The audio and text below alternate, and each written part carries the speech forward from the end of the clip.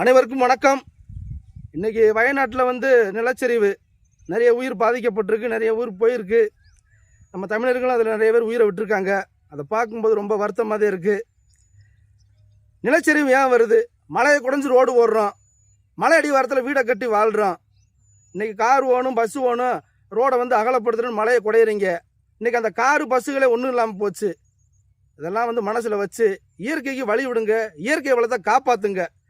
தமிழ்நாட்டில் சுனாமி வந்துச்சு, தமிழ்நாட்டில் நிறைய வெள்ளம் பாதிப்பு வந்துச்சு. ஏன் வருது?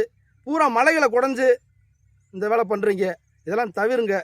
நம்ம சென்னையை எடுத்துக்கங்க, சுனாமி ஏன் வருது? அது இயற்கை வரத்தையும் செய்யும், நம்ம அதுக்கிட்ட இருந்தோம்னா நம்ம அழியத்தையும் செய்வோம்.